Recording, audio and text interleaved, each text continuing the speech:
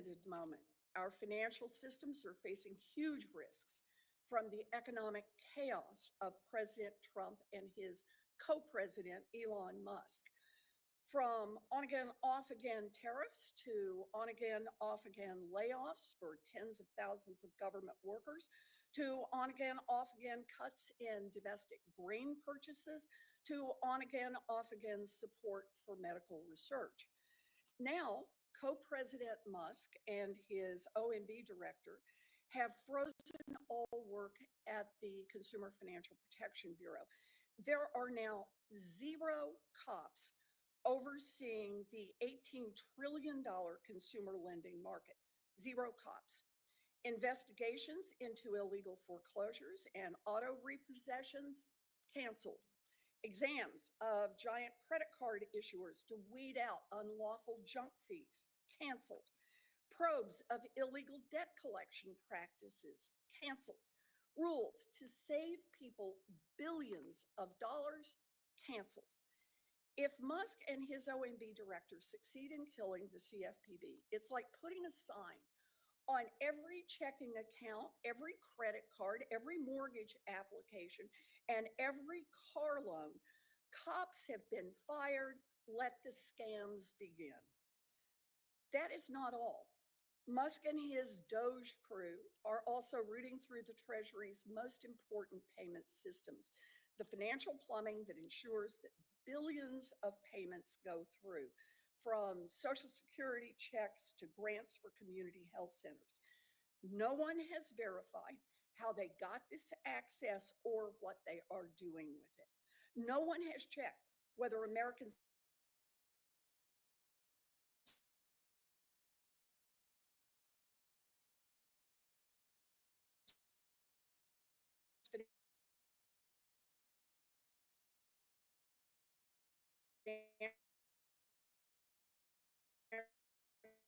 financial data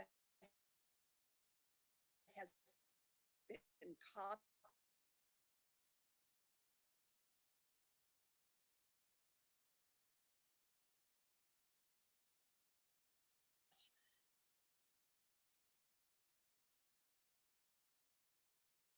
Secretary Bessent claims that Doge can't meddle with the Treasury's payment systems because ultimately the Fed is in control.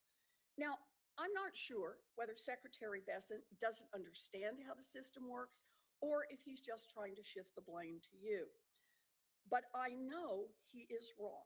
The Fed simply executes the transactions that Treasury instructs.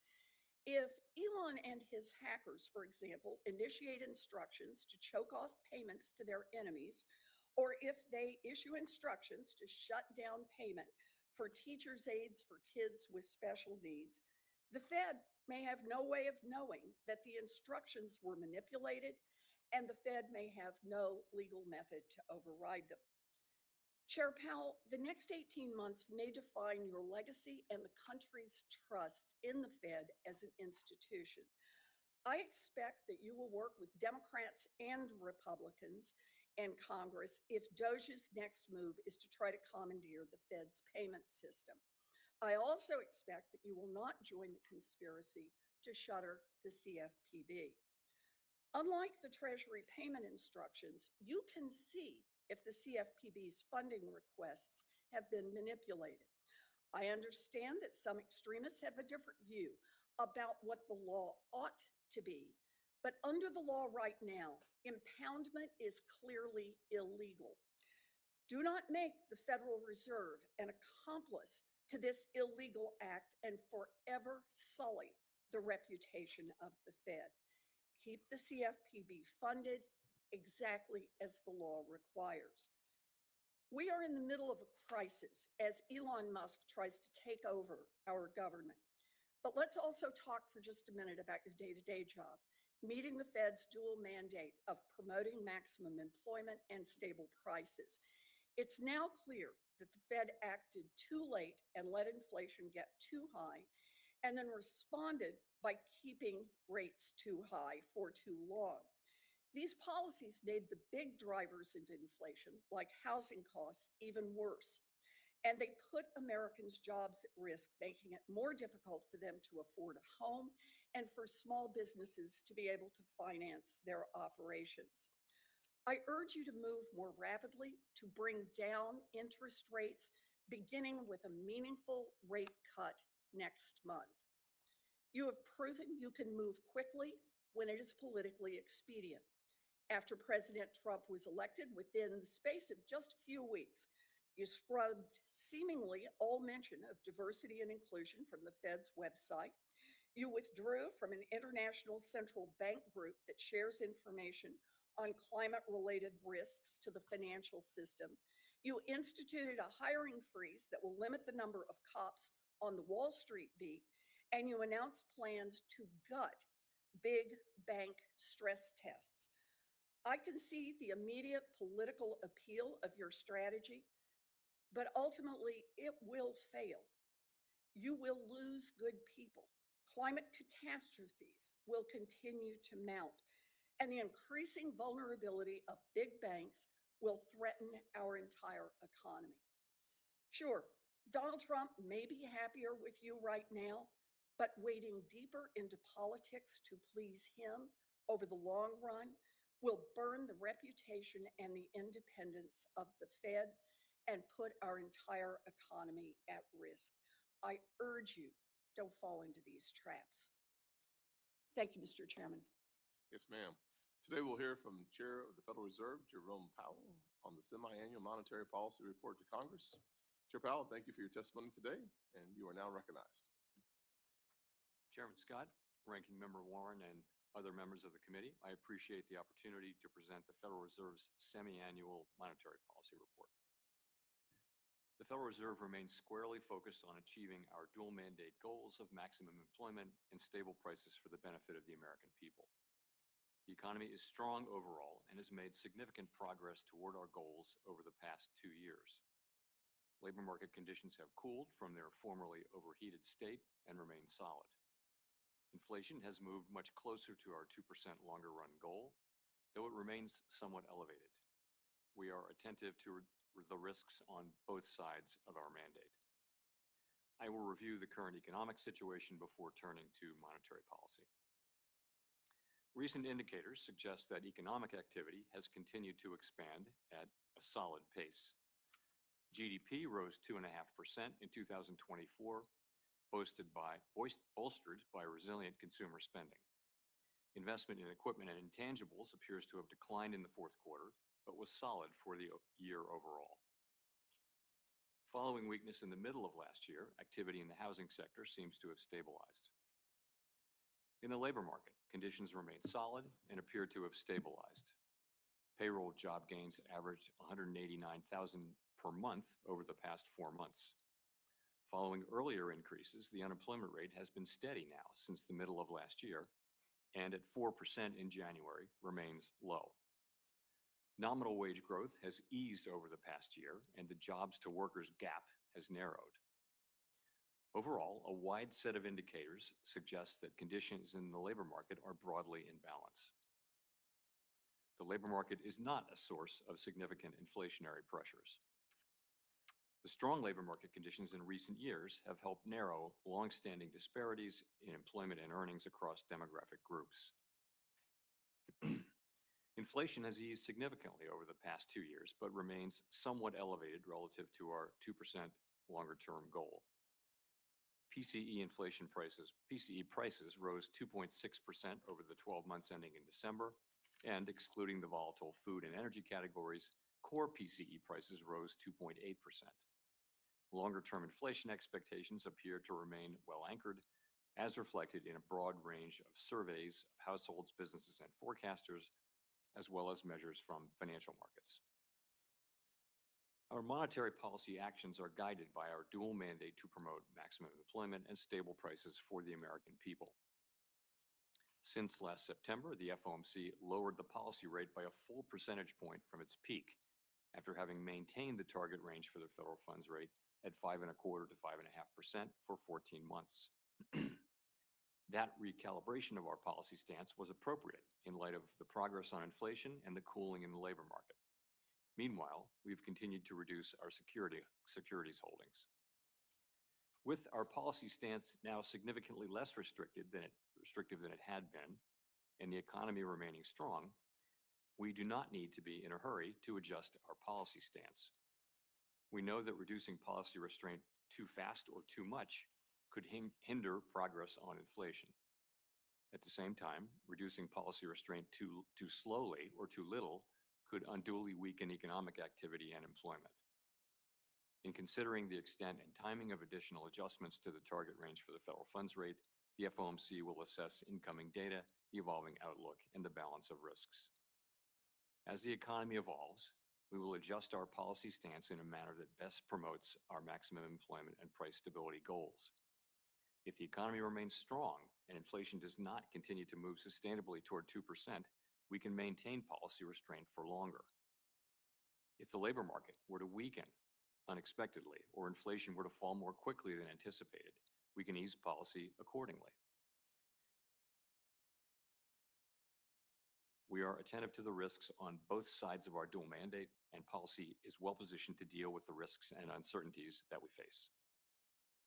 This year, we are conducting the second periodic review of our monetary policy strategy, tools, and communications, the framework used to pursue our congressionally mandated assigned goals of maximum employment and stable prices. The focus of this review is on the FOMC's Statement on Longer Run Goals and Monetary Policy Strategy, which articulates the committee's approach to monetary policy, and on the committee's policy communication tools. The committee's 2% longer run inflation goal will be retained and will not be a focus of the review. Our review will include outreach and public events involving a wide range of parties, including Fed Listens events around the country and a research conference in May.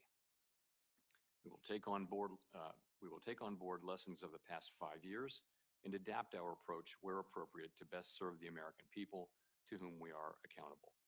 We intend to wrap up the review by late summer. Let me conclude by emphasizing that at the Fed, we'll do everything we can to achieve our dual mandate goals that Congress has set for monetary policy. We remain committed to supporting maximum employment, bringing inflation sustainably to our 2% goal, and keeping longer-term inflation expectations well anchored. Our success in delivering on these goals matters to all Americans. We understand that our actions affect communities, families, and businesses across the country. Everything we do is in service to our public mission. Thank you. I look forward to your questions. Thank you, Chairman Powell. Certainly your words and your actions have a global impact. You have the opportunity and responsibility of leading this country in the right direction economically, and I thank you for your commitment to having a conversation with all of us about how you do that well. You and I had a conversation yesterday. Some of it was frustrating, some of it was illuminating, but in the end, my goal is to make sure that the American people, and specifically those working paycheck to paycheck, have more opportunities to succeed, not fewer. You have said that the Fed is not against innovation, and banks are perfectly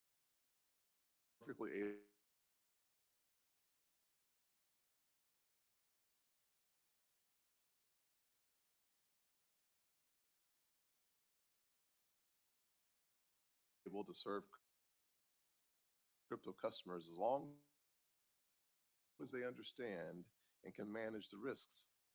Yet you have admitted that the threshold has been a little higher for banks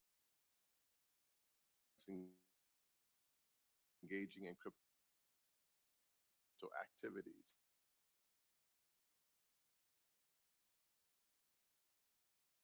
Last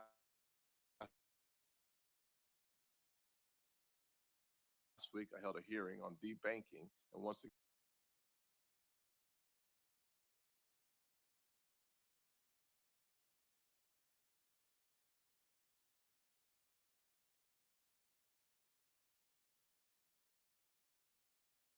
and law-abiding citizens is a top priority for this committee, and it certainly is for me, and one that I believe is a bipartisan issue.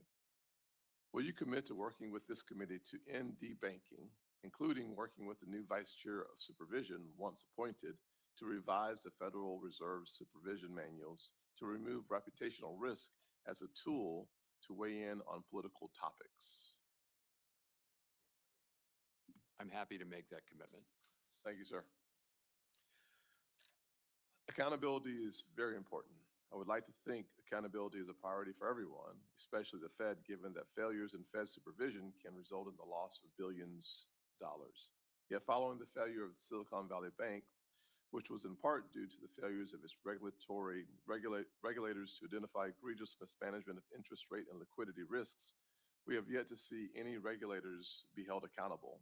And as you recall, that was a point of my frustration.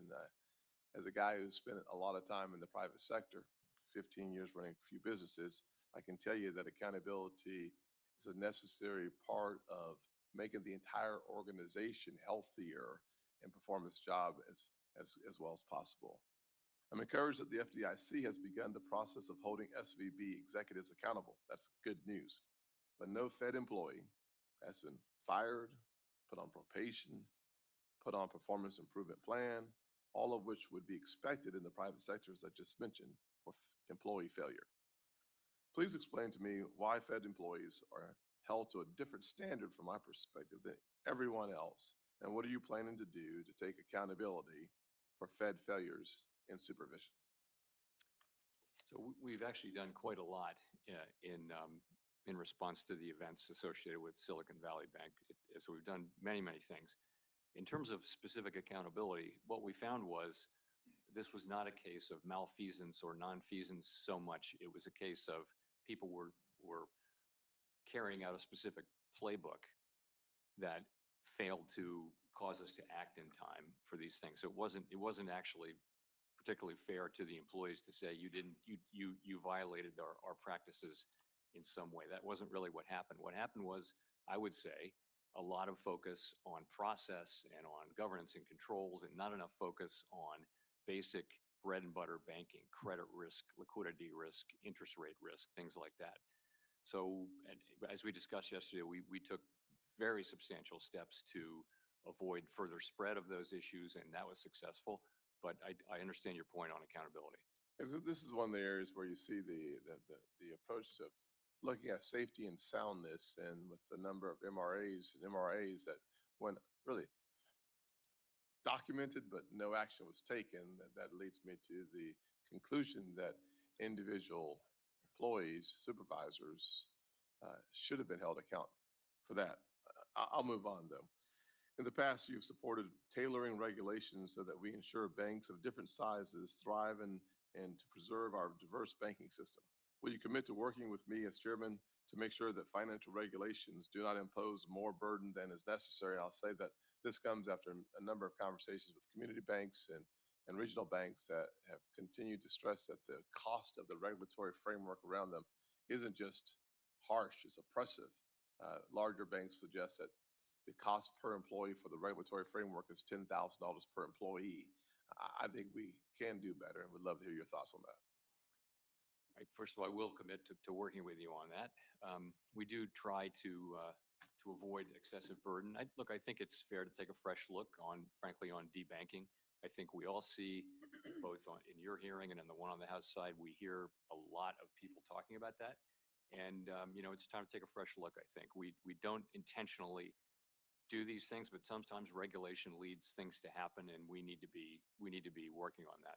I appreciate that, and I'll turn it over to the ranking member. I'll say this, after having a number of conversations with CEOs of banks around the country, one of the things that was made clear to me with specific statement from the CEOs is that the regulatory OCC and other regulatory agencies said specifically to debank certain industries, and that is the point that I'm making, and one that I think we have to solve. If it's legal in America to do business, we should do our part to make sure that they're banked.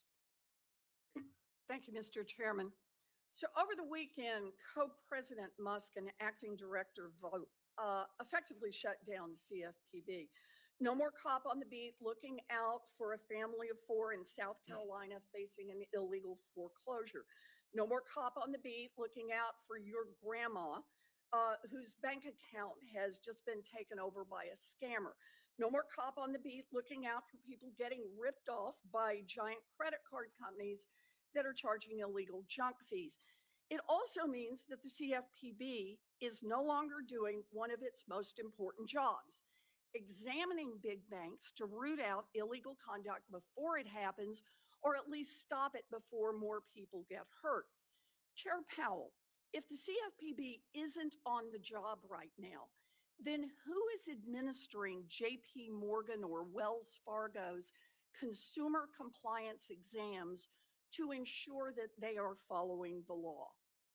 Senator, I believe that, and you would know, that Dodd-Frank moved all authority for examinations in the consumer space to the CFPB. We still have some jurisdiction. We'll talk Yeah. about that in a sec, but the answer to my question, please. If the CFPB is not there examining these giant banks to make sure they are following the laws on not cheating consumers, who is doing that job? I can say no other federal regulator. No one, in other words. So thanks to co-president Musk and CFPB acting director Vogt, Wall Street banks no longer have to show the bank examiners that they're not illegally opening accounts people didn't ask for, like happened with Wells Fargo, or charging illegal junk fees like the Bank of America did. But CFPB has jurisdiction only on banks that have more than $10 billion in assets. So what's happening in thousands of community banks all around the country, those that have less than $10 billion in assets? So Chair Powell, as you know, the Fed oversees consumer compliance for state member banks that have less than $10 billion in assets. Has the Fed suspended consumer compliance exams for those smaller banks, or is the Fed still on the job to make sure that those smaller banks are following consumer financial laws? Still on the job, business as usual. All right. By forcing the CFPB not to do its job, President Trump, Elon Musk, and the author of Project 2025, Russ Vought, are giving Wall Street banks an unlimited get-out-of-jail-free card so they can cheat working families, even while community banks continue to play by the rules. You know, for any Americans who have money deposited at JP Morgan or Wells Fargo or any other of the giant banks, they should now know that there is no one on the job to make sure that those banks are not scamming you. Only the smaller banks now have a cop on the beat to make sure that they aren't cheating consumers. You know, if I have my money in one of those giant banks, I might think about going to a smaller bank where the protection, at least right now, is a whole lot better. Now, at the same time that the CFPB is under attack, the Fed is buckling to pressure from Wall Street to erase other safeguards for the too big to fail banks. During the first Trump administration, under your leadership, the Fed weakened the big bank stress tests, including by giving the big banks some of the answers to the test in advance. I called you out on it, but you promised right here in this committee that you would not give those banks the whole answer key. I'm going to quote you back. You said, complete knowledge of the models could lead to a model monoculture in which all firms have similar internal stress testing models, which could increase the correlation of risk in the system and miss key idiosyncratic risks faced by the firms. I agreed with you. But several weeks ago, the Fed announced that it has plans to do exactly that, hand all of the answers over to the giant banks. Chair Powell, why is the Fed about to propose a rule that directly contradicts your own testimony and, in your own words, would render the stress tests toothless? Senator, in essence, because the ground has shifted very substantially in administrative law, and we actually want the stress test to remain resilient to that. And so we're making changes to accomplish that. Well, the changes are changes you've identified earlier as making those tests toothless. Look, the big banks are going to juice shareholder payouts and leave this economy more vulnerable to a crash. The Fed is knuckling under to bank lobbyists. We know how this ends. People will suffer Wall Street will get bailed out. I urge you, Chair Powell, to serve Main Street instead of Wall Street. Don't weaken these rules. Thank you. Senator Rounds. Thank you, Mr. Chairman. And Mr. Chairman, thank you for coming before the committee. I appreciate the opportunity to visit with you. I've got a series of questions, but I would like to give you an opportunity, if you would like. The suggestion that the ranking member has made here is that the big banks can now scam individuals right now. Any change in the laws regarding how they're supposed to be treating the individual consumers out there or anything along that line? Law changes? No, I'm not aware of any Any law changes, any rules that they would have to follow? Not that I'm aware of. Are they still audited, and do they still have the regulators in watching all of their businesses just as they did before? Well, they'd have all the regulators except for the CFPB. Very If, if in fact, in the hypothetical, the CFPB weren't carrying that out. Anything else you'd like to add before we move on? No, I'm good. Thank you. Thank you, Mr. Chairman. As we continue to prioritize the stability and the resilience of our financial system, the ongoing Basel III rulemaking process has remained front and center in shaping our regulatory framework. Now, I guess I was rather outspoken with my opposition to the original proposal, and further work was stalled at the end of the last year. I guess my question for you today, sir, is could you provide an update on the Federal Reserve's progress in finalizing the Basel III endgame rulemaking process? I'd be glad to. So we remain committed to completing Basel III endgame. We think it's good for U.S. banks. It's good for our economy that there be a global standard beneath which foreign banks can't fall.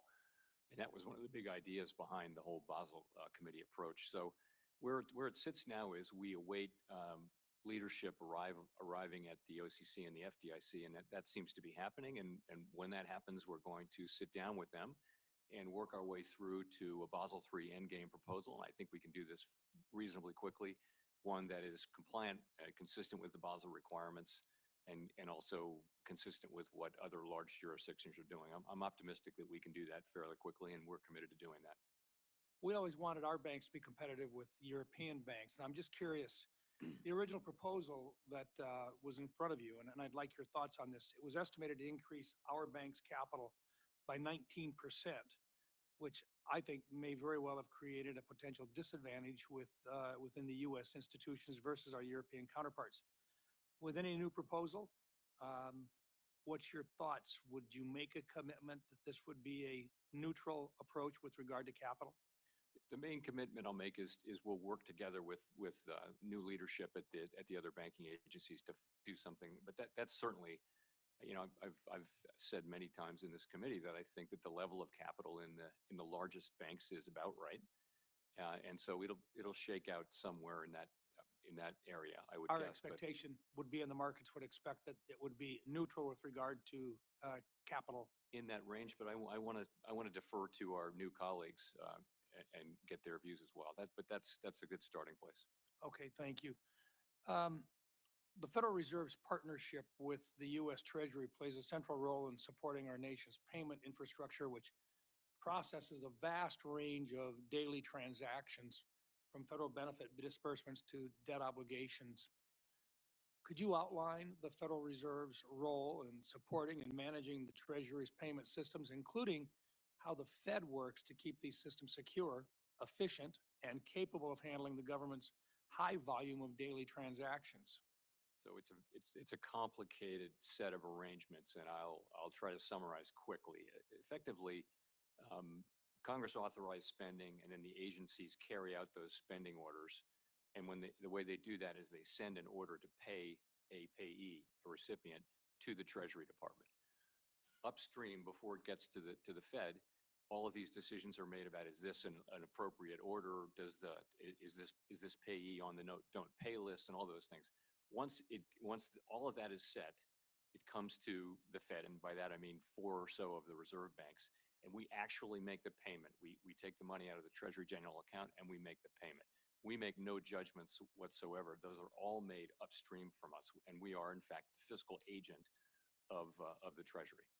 Confirm for me today, is the system safe today? I believe it is, and I will tell you, we are very strongly committed to the integrity, efficacy, resilience, and all those things of this system. And people do depend on this in a big way, and we're committed to that. One last question for you, sir. The failure of Silicon Valley Bank, and the chairman brought this up. I'm just curious, recognizing a lot of banks out there looked at this, it cost the other banks in the system a lot of money to pick up the costs involved in the losses. Nobody's been fired, but you did indicate that it was a failure in the playbook. Has the playbook been revised, or can we expect that it will be revised? In a lot of ways, it's been revised, yes. I can go into some details. I mean, one thing that didn't happen was, for example, the supervisors didn't follow through aggressively enough on things that they'd said. If they'd done that could well have been enough to stop it. But a lot of it was just not focusing enough directly on what was a very large amount of interest rate risk, a large portfolio of long-term securities matched up with an unstable funding base.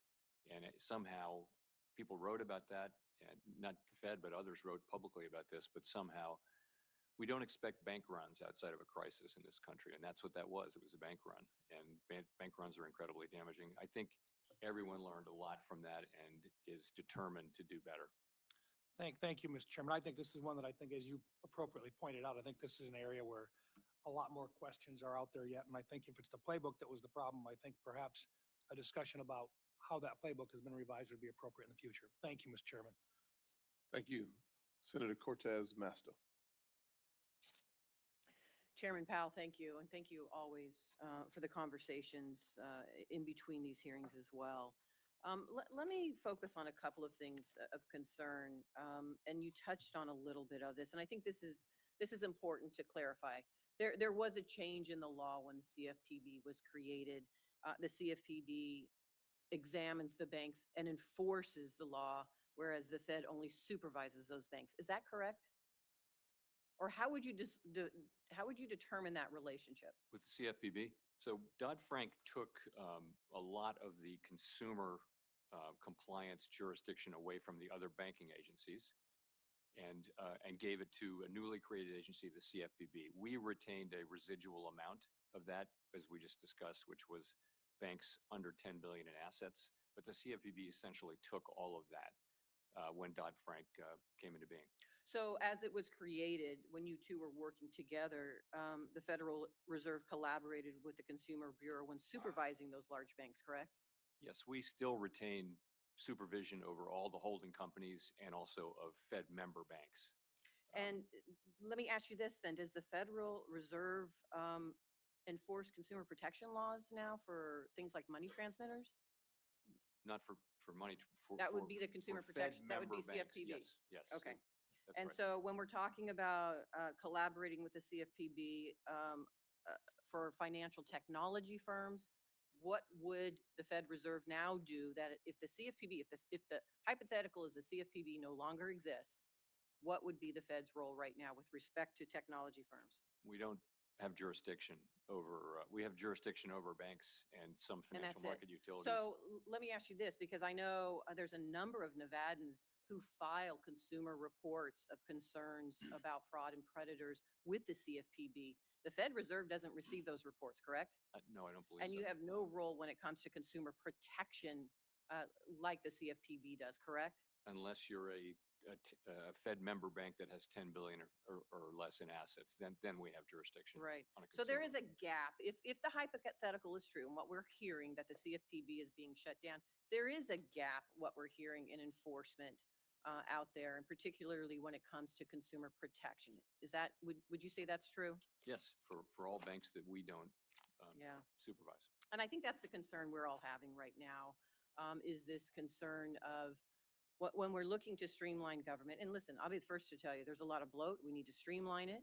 We need to address regulations and overreach. But there's a strategic way to do it, and not this burn down the house that is going to harm people across the country, including in my state, those Nevadans that are looking for some sort of enforcement around consumer protection law. So that's what you're hearing from many of us on our side of the aisle here. Can I just very briefly add that we do have some residual enforcement authorities, but what we don't have is examination authority. and for the banks that the CFPB supervises. Thank you. Let me ask you this, and, you know, we talked about this over the phone, and I understand it may be difficult to answer this, but the Federal Reserve Board members have been clear that future interest rate cuts are unlikely to happen despite the strong economy. But there are folks in my home that are in my state that are waiting to buy a home. And we know that's still an issue, the high prices right now for home affordability. You add the interest rates to it, it is a problem. So do you think it's most likely that interest rates will remain above 6% for this year, or can you even address that? You know, so overall, the economy is strong, growing 2.5% last year. The labor market is also very solid. Unemployment at 4%, quite a low level. Inflation last year was 2.6% for the year. So we're in a pretty good place with this economy. We want to make more progress on inflation, and we think our policy rate is in a good place, and we don't see any reason to be in a hurry to reduce it further. As it relates to housing, so it's true that mortgage rates have remained high, but that's not so directly related to the Fed's rate. It's really related more to long-term bond rates, particularly the Treasury, the 10-year Treasury, 30-year Treasury, for example. And those are high for reasons not particularly closely related to Fed policy. They may remain high. I think, you know, once we lower rates and kind of rates return to a lower level, mortgage rates will come down. I don't know when that'll happen. And even when it does happen, we're still going to have a housing shortage in many places. Thank you. Chairman Powell, thank you again for being here.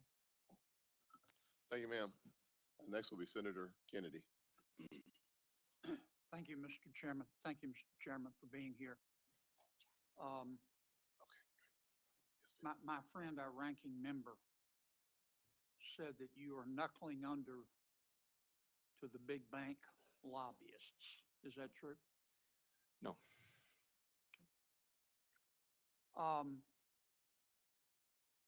It seems to me that the big picture should not go unnoticed. Do you recall a year or two ago when inflation was raging? I think its peak was about 9%. Many economists and other experts, based in part on history, said that you were going to have to provoke high unemployment and put our country into recession in order to get inflation down. Do you recall that? Very, very well. Are we in a recession? We are not. Would you, as an American, trade places right now with Germany in terms of the economy? No, I sure wouldn't. How about China? No, wouldn't trade places. How about France? No, thanks.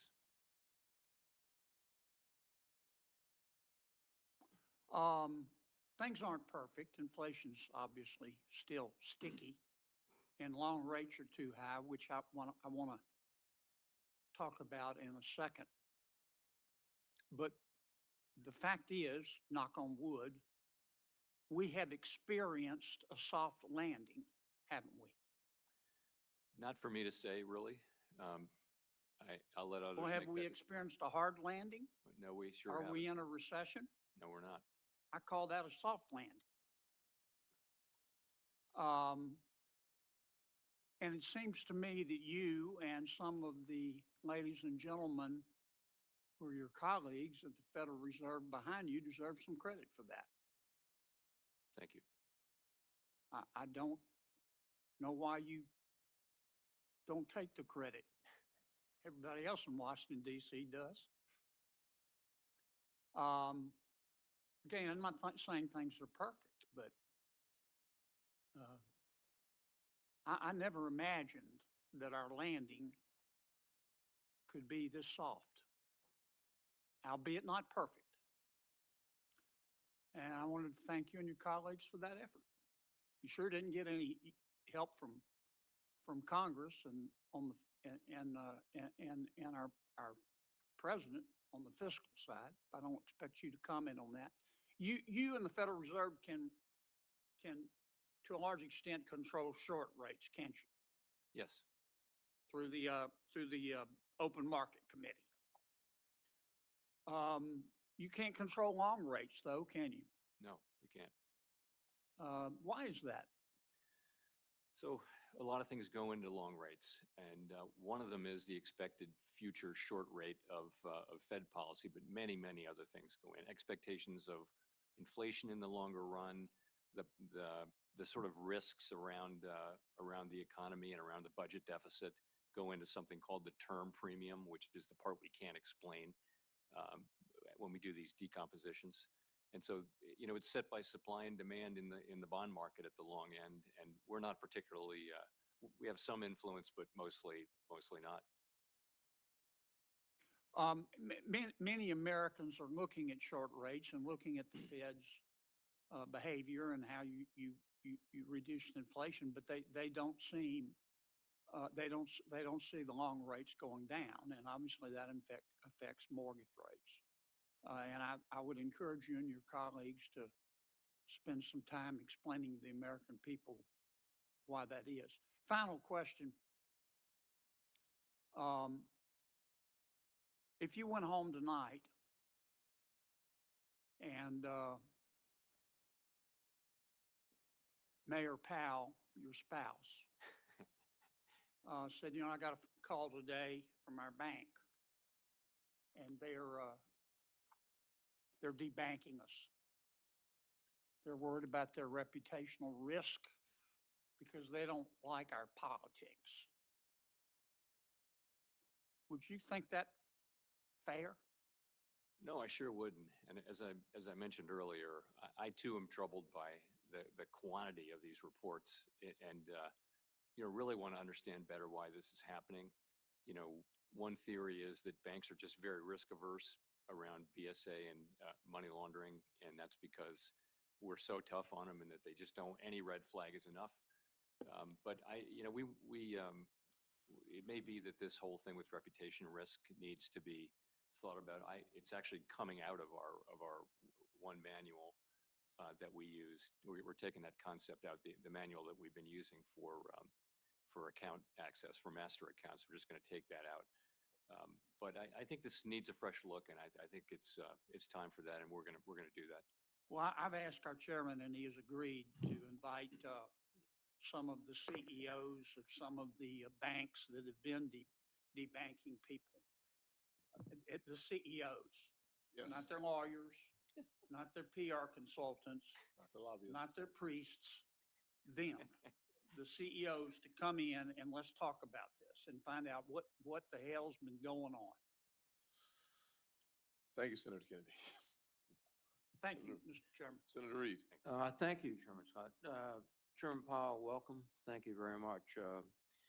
I think your monetary policy combined with the Biden fiscal policy over the last 4 years has made a tremendous difference. We've avoided a recession. And I'd like to remind people how far we've come. In 2020, the gross domestic product decreased 2.2%. The unemployment rate finished the year at 6.7%. By 2024, gross domestic product grew 2.5%. The unemployment rate was 4.1%. Labor force participation rate went up from 61% to 62.5%. And that's a combination of your work together with the fiscal policy of the Biden administration. So I thank you for that. One of the issues before us today is the issue of tariffs. In July 2018 testimony, you stated, Mr. Chairman, countries that have remained open to trade, that have not erected barriers, including tariffs, have grown faster and had higher incomes. Do you still believe that? Yes, I do. I would stand by that. So President Trump's tariffs on China, Canada, and Mexico will obviously raise costs on families. In fact, some economists, many economists, project about $1,200 per year households will be paying extra, an increase of inflation by nearly 1%, economic growth depression, and For example, they increased the average car price by $2,700. Is that a wise policy? So I guess I ought to say this, I think the standard case for free trade and all that logically still makes sense. It didn't work that well when we have one very large country that doesn't really play by the rules. And in any case, it's not the Fed's job to make or comment on tariff policy. Really, that's for elected people, and it's not for us to comment. Ours is to try to react to it in a thoughtful, sensible way and make monetary policy so that we can achieve our mandate. Just this weekend, the president removed the board of the Kennedy Center and made himself chairman. What would you do if the president tried to remove a member of the Federal Reserve Board? Well, it's pretty clearly not allowed under the law. Thank you. We've communicated back and forth about synthetic risk transfer as a potential danger to the banking system. And could you give us some insights on how we can improve financial stability by regulating these transactions more appropriately? What we've been doing for some time now is looking at them on a case-by-case basis. And if they really do transfer risk successfully, then that's okay. I mean, it's a good thing if a bank wants to transfer risk off its balance sheet in a way that it gets compensated for and all that. But what you want to make sure is that the risk is really transferred. And that was the problem during the global financial crisis, was sort of things that appeared to but did not accomplish a transfer of risk. So we see this coming, and we've been looking at these transactions on an ongoing basis. Well, I commend you for that. In fact, what happens typically is the transaction becomes complicated by synthetic risk transfers, as it was the case with synthetic derivatives. So thank you for your attention to that. We've talked about housing. It's absolutely critical everywhere across the country. We're in a housing shortage. Of course, while housing is difficult, two of the mainstays of our housing market are Fannie Mae and Freddie Mac, helping to support home ownership. Does the federal guarantee backing Fannie and Freddie help make mortgage rates more affordable and home ownership more accessible, Mr. Chairman? I imagine it does hold down mortgage rates, the fact that they're the sovereign risk. And how important is the 30-year mortgage to ensure that families can afford a home?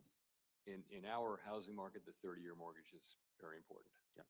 And I have heard some discussions about eliminating Fannie Mae and Freddie Mac, which would be detrimental, I presume, to the housing market. That's really a question for you. I mean, putting them back in the private, putting housing finance back in the private sector has some appeal over the longer run, but I leave that with you. Thank you, Mr. Chairman, very much. Appreciate it. Thank you, Senator Ricketts. Well, thank you, Mr. Chairman and Ranking Member, for holding this important hearing. And thank you, Chairman Powell, for being here today to talk about our economy and all the things that are going on.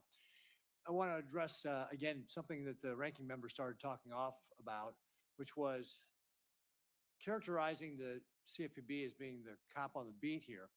But I can tell you, as having been a governor and having a Department of Banking that reported to me, that if any consumer would contact us and make a complaint about a bank, even a big bank like JP Morgan, we would investigate, as could the OCC, the FDIC, the FTC. So to characterize that nobody's out there looking for consumers, I think is inaccurate. And we ought not to try and scare consumers right now that somehow this is the case, because if you do have an issue, if you're a consumer, please reach out to your State Department of Banking, because those folks are going to look out for you. I can tell you that because I used to have one of those Department of Bankings. They did a fantastic job of looking out for the consumers. One of the things that has also impacted consumers is inflation. Prices under the Biden inflation were up 20%. An average household is paying $13,000 more today than they were for the same standard of living they had before Joe Biden got elected. We see that grocery prices, for example, are up 22%, rents up 23%. Simply put, Nebraskans are economically worse off today than they were 4 years ago, and I expect that that's part of the reason why we saw this change in the administration. They thought that that was not something that they wanted to continue to pursue. They didn't want the same policies being followed. We have to end the reckless federal spending, rein in inflation, and be responsible with the economy. One of those areas that I'm concerned about is the expansion of the Fed balance sheet. The Fed's balance sheet before, at the end of 2019, so before the pandemic, was about $4.1 trillion. By May of 2020, the Fed expanded that to $7 trillion. And by 2022, the Fed's balance sheet hit an all-time record $8.9 trillion. Inflation peaked at 9.1% that year, a high we had not seen since 1981.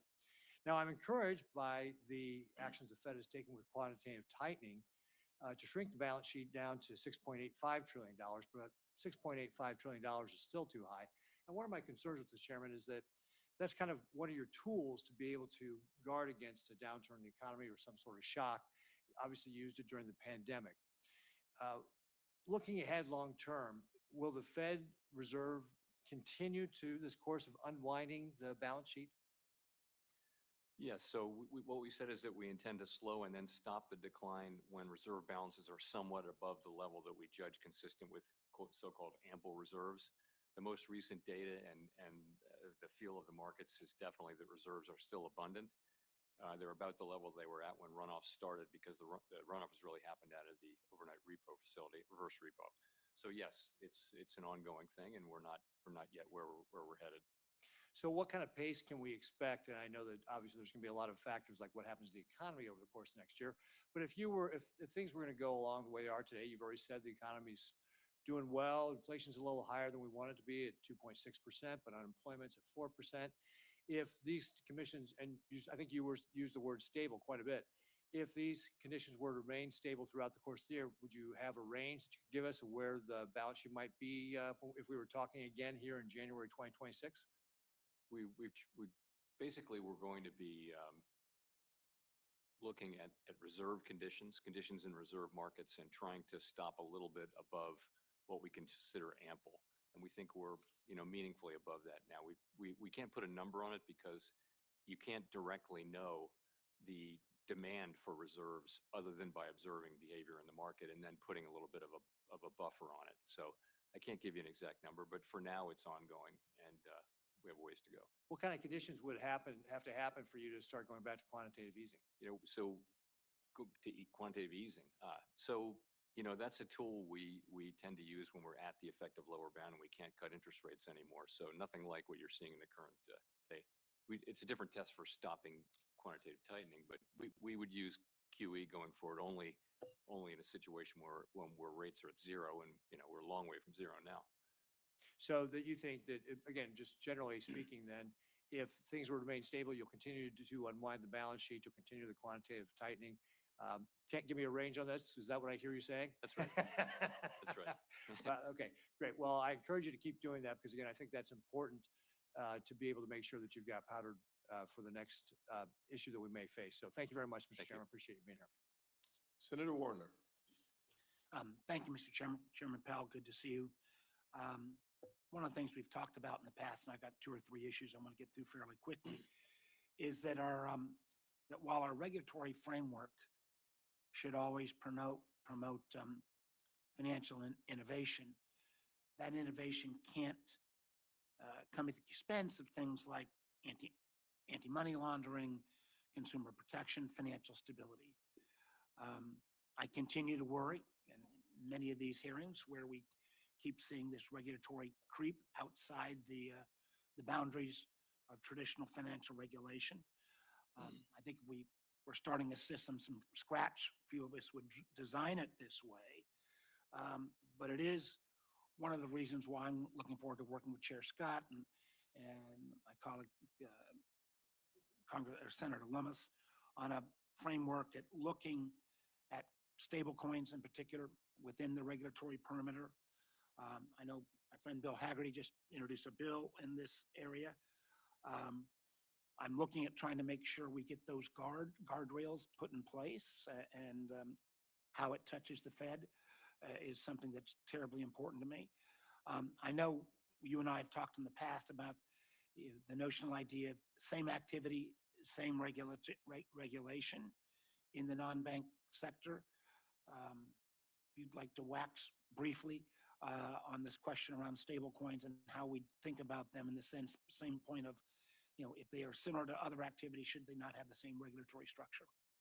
So we definitely support these efforts to create a regulatory framework around stablecoins. Stablecoins may have a big future with consumers and businesses. We can't know that now, but it is important for the development of stablecoins in a safe and sound manner, and a manner that protects consumers and savers and all, that there be a regulatory framework. So we see these bills, and we're in contact as we were in the last Congress, and trying to add our technical thoughts and how to do this. And we think it's a very constructive exercise. Well, we do think, you have a lot of expertise in this session, and there are people come with lots of opinions on everything in crypto, from over the top to the other end of the spectrum. And I'm gonna need to rely on your expertise as well as we try to work through some framework for stable coins.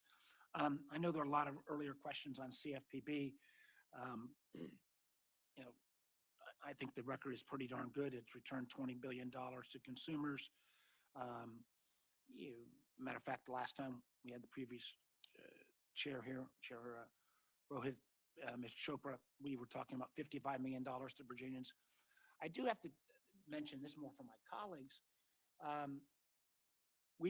Tim Kaine and I did a teletown hall last night. Lots of things happening in Virginia. Normally, we would get maybe 3,000, 5,000, 6,000 folks on a teletown hall. We had 60,000 last night.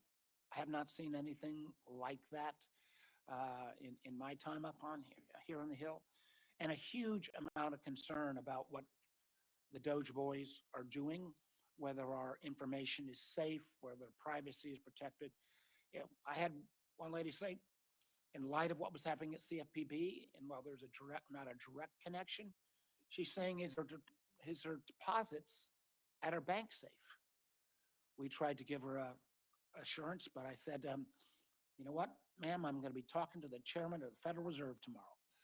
And with this diminution or shuttering, at least at the time being, of the CFPB, can I tell, I believe her name was Mary, can I tell Mary from Virginia that her bank account is safe? I think bank accounts overall across the economy are safe. Yes, we've still got deposit insurance at the FDIC, and the banking system is well capitalized and safe. Well, again, I think the concern was being raised was that the diminution of consumer protections lent her concerns about whether that dollar being safe. Last thing I want to recognize is that there's been reports in the media about the thinness in the treasury markets, the number of additional bonding that we're going to have to do, particularly if with so many of these unpaid tax cuts. Matter of fact, one of the things that was really striking to me was that yesterday the president mentioned how he was, quote, examining treasury debt payments for possible fraud, and suggested that our debt might not be as high as possible. We all understand the full faith and credit of the United States is based upon a reputation. If this president were to suddenly say, I'm wiping off X amount of debt because I don't believe we owe it, what kind of effect would that have on both stability of the dollar and the overstability of our economy? It will probably not surprise you that I will defer to you on that question. So you think it would be, from a Fed standpoint, the President of the United States starts to saying we're not going to pay our treasury debt, you're going to have no view at all? I'm not going to comment on things that the president says. I would like to see us at some point get a stronger answer on that, because I think that in light of the president's willingness to shut down agencies willy-nilly, his ability to potentially curtail payment of debt, I think would have devastating consequences on our economy. Thank you, Mr. Chairman. Senator Britt. Thank you, Mr. Chairman. Obviously, there's been a lot of conversation both in and out of this hearing room today.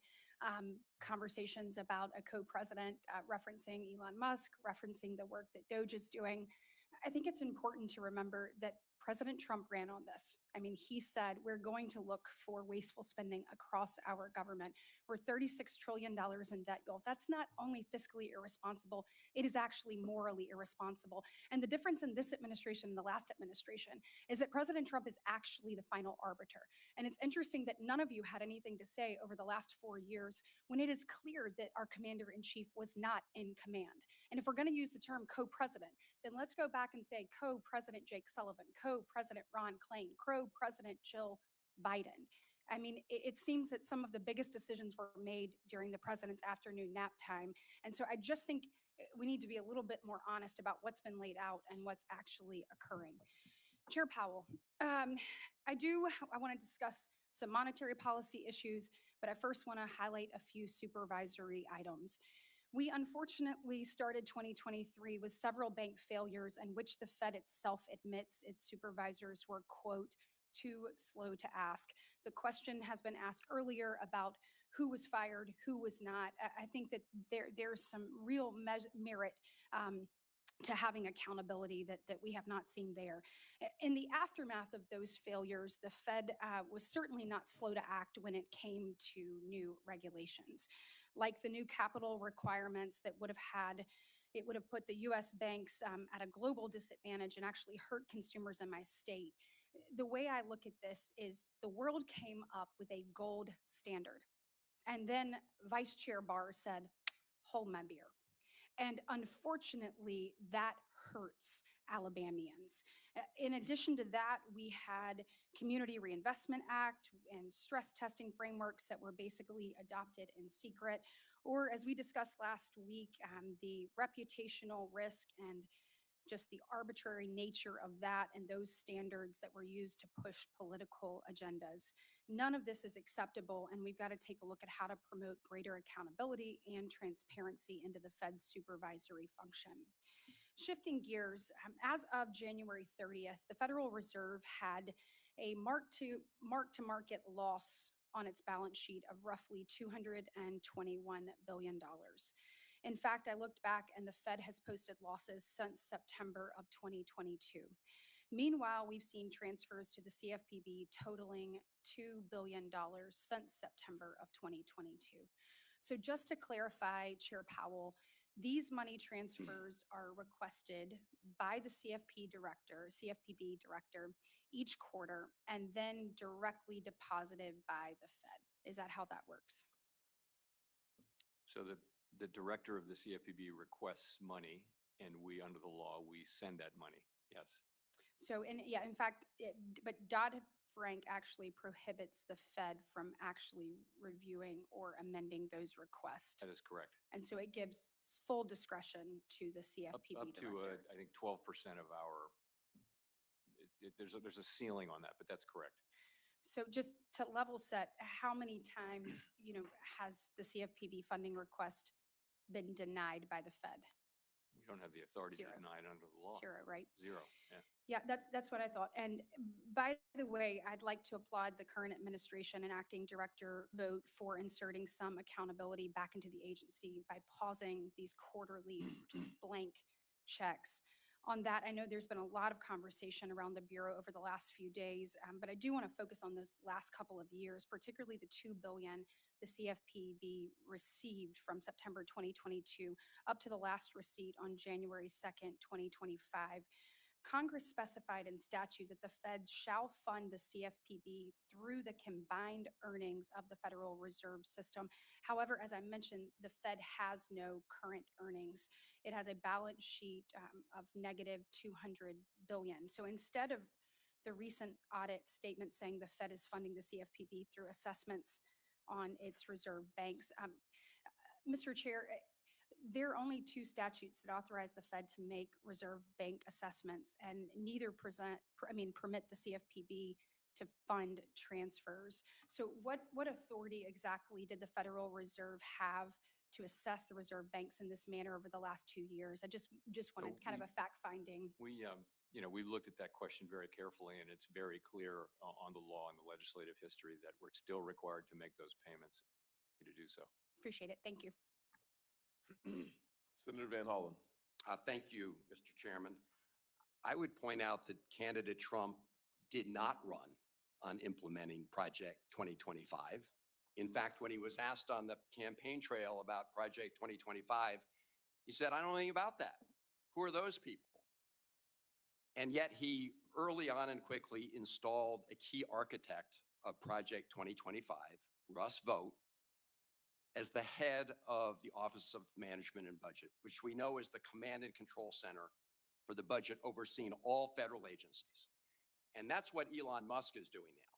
He's implementing Project 2025, the same Project 2025 that candidate Trump said he knew nothing about. And he said that because he knew it was unpopular. He knew it would be unpopular to take the financial cop off the beat. And I want to start by talking about what's happening over at CFPB, the Consumer Financial Protection Bureau, because that is the cop on the beat to go after fraudsters and scammers who cheat Americans out of their hard-earned money.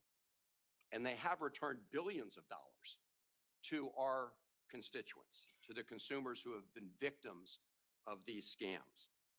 And in doing so, they've earned some powerful enemies who want to shut them down. And Elon Musk is doing that dirty work on behalf of those fraudsters. And there's something especially twisted about the richest man in the world shutting down an agency that helps victims of scammers and fraudsters recover just a little bit of their hard-earned money. And I find it especially interesting that the new self-declared head of the CFPB, Russell Vought, told employees not to come into the office and essentially to stop work. Here's what he wrote, and I'm quoting, "Employees should not come into the office," unquote, and stand down from performing any work task, unquote. So this is an interesting situation. Federal employees continue to get paid, but the Trump administration tells them to stop doing their work. That apparently is what the Trump administration thinks is a good deal for the American taxpayer, to pay employees to not to do their job. So, Mr. Chairman, I have a simple question for you. Is that a practice that you pursue at the Fed, to pay your employees but tell them not to come to work? Have you done that? No. That wouldn't be very efficient, would it? No, it wouldn't. And yet that's what the so-called Doge boys, efficiency boys, are doing. In addition to that, they're rummaging through the private, very personal, sensitive information of Americans at the Department of Treasury. So it seems to me that the Trump administration and Elon Musk are focused on everything except what Donald Trump said he was going to focus on during the campaign, which was to bring prices down. And when you look at the price of eggs these days, I noticed that Waffle House just instituted a new 50-cent per egg surcharge due to the nationwide rise in the cost of eggs. They said that's going to be a new surcharge, and other restaurants are following suit. You've seen that, right, Mr. Chairman? Yes. And at the same time, the Trump administration has restricted federal agencies from providing the public with information about the bird flu, avian flu, which is part of the cost of egg increases. So what we're really facing here is an administration that campaigned on bringing down prices and is not doing that, did not campaign on Project 2025, and that's what they're doing. But when it comes to prices, Mr. Chairman, the president's also talking about significant increases in tariffs. Our Republican colleagues are also talking about passing a tax bill that gives way disproportionately to the super wealthy, and which will add trillions to the deficit by their own account. They're talking about playing around with the baseline. So my question to you is simple. All things being equal, do big increases in tariffs and increasing the deficit and debt put upward pressure on inflation? Isn't that simple math? You know, it really does remain to be seen what tariff policies will be implemented, and I just think it would be unwise to speculate when we really don't know. I mean, we see proposals, but it's so hard to say what's going to happen. And Last time the Trump administration was in office, the Fed took actions because they were concerned about the impact of increasing tariffs. Isn't that the case? we wound up cutting rates in 2000 and I guess it was 19, but it really was because growth slowed and confidence was weak and the global economy was weakening. So the net effect of all that's what we look at. And it's really not just tariffs. It's tariffs, immigration, fiscal policy, and regulatory policy.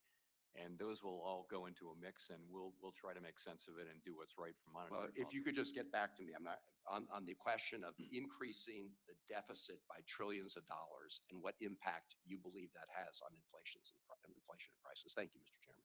Yes, sir. Senator Lummis. Thank you, Mr. Chairman, and thanks, Chairman Powell, for being with us today. I think you're aware of what direction my questions will take. They will be focused on the bank supervision function of the Fed. And I'd point out that when you and I were toddlers, 1956, the chairman of the Fed at the time, William McChesney Martin, said that the Federal Reserve Board is an agency of the Congress. Ben Bernanke said something similar in 2013 when he told Janet Yellen that, quote, Congress is our boss. Do you agree with that statement? Yes, the way I always say it is that our supervision, our accountability runs through the legislative branch, not through the executive branch, as it does in many other forms of government. Thank you for that, because I wouldn't have guessed that that was going to be your response. The way that the Fed has behaved for the last 4 years in its relationship with the U.S. Congress is to thumb its nose at Congress. Your staff has repeatedly stymied information requests from this committee, notably made by myself, the chairman, the ranking member, Senator Tillis, former Senator Pat Toomey, and others. In my experience, the Fed is a black hole. It consumes information, but it never releases it. Your fellow governors have personally misled me on at least 2 occasions with respect to Wyoming and digital assets. And in recent federal court filings, former Senator Pat Toomey has accused your staff of lying to him while providing technical assistance on legislation that passed in the National Defense Authorization Act in 2022. Now, I have behind me a statement by the Fed's General Counsel, one of the staff that's sitting behind you today, who said, quote, the Fed generally resists legislative prescriptions. Now, to me, that's thumbing his nose at Congress, the very people that you and I just agreed you are responsible to and the people depend on. So this is why the American people think there's a deep state. This is why they think there are faceless bureaucrats making policy to hurt the very people of this country. Just look at the mess the Fed made of Silicon Valley Bank. And I contend that there is a lack of understanding that is deliberate on the part of the Fed with respect to digital asset policy. So the Constitution says Congress is your boss, but somehow your staff have not gotten that message. So, Chairman Powell, do you commit on behalf of yourself and the Federal Reserve staff to comply fully with all document demands issued by this committee